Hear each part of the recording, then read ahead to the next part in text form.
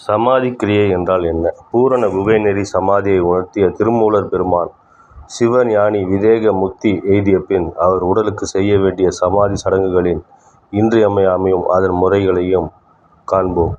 அந்தமில் ஞானிதன் ஆகம் தீயினில் வெந்திடின் நாடெல்லாம் வெப்புத் தீயினில் நொந்து நாய்நெறி நுகரின் நுண்செரு வந்துவாய் நரிக்கு உணவாகும் வையகமே.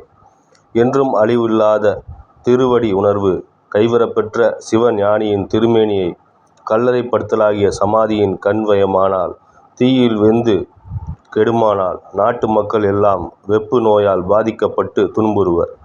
அதனினும் கொடிய தொழுநோய் போன்ற பல்வகை நோய்களும் மிகும். அந்த திருமேனியை கவனிப்பாரின்றி சும்மா கிடத்தி வைத்து அதனால் அழுகி நாய் நரி போன்ற விலங்குகள் உண்ணுமாயின் நுட்பமான உட்பகை மூண்டு அதனால் பெரும் போர் வந்து நாட்டு மக்கள் மாண்டு அவர்தம் உடல்களும் நாய் நரிகளால் உண்ணப்படும் நிலைக்கு ஆளாகும். ஞானியின் உடல் தக்க மரியாதையுடன் முறைப்படி சமாதி செய்ய வேண்டும் என்னும் கருத்து ஈண்டு உணர்த்து பெற்றது. வெப்புத்தீ சுரநோய் அம்மை முதலிய வெப்பு நோய்கள் தீப்பிடித்தல் முதலியனவாம். நுண்செரு நுட்பமான உள்நாட்டுப் போர்.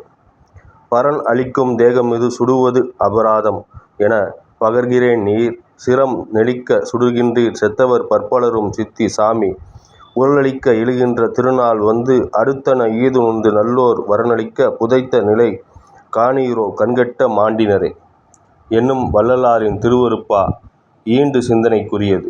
எண்ணிலா ஞானி உடல் எரி தாவிடில் அண்ணல்தம் கோயில் அழல் இட்டது ஆங்கு ஓக்கும் மண்ணில் மலைவிழா வையகம் பஞ்சமமாம் எண்ணறு மன்னர் இழப்பார் அரசே.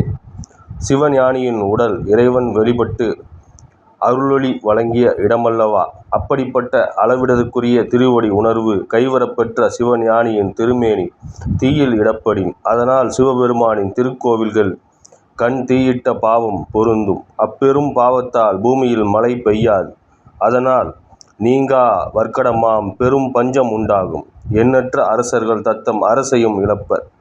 அந்தமில் ஞானி அருளை அடைந்தகால் அந்த உடல்தான் குகை செய்து இருத்திடில் சுந்தர மன்னரும் தொல்புவி உள்ளோரும் அந்தமில் இன்ப அருள் பெறுவாரே. அழிவற்ற ஞானி திருவருளை சார்ந்த உடலை விடுவாரின் அவர்தம் உடலை நிலவரவாகிய குகை செய்து அதன்கண் அடக்கம் செய்ய வேண்டும்.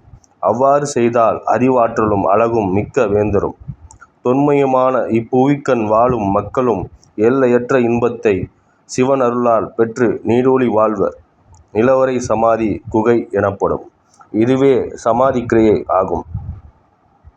இந்த பதிவில் கூறப்பட்டிருக்கும் வழிப்படி ஞானியரை நாம் மரியாதை செய்ய வேண்டும். அதுவே அவர்களுக்கும் ஈசனுக்கும் நாம் செய்கின்ற கடமையாகும். இந்த பதிவை கேட்ட அனைவருக்கும் நன்றி, வாழ்த்துக்கள். வாழ்க வளமுடன்.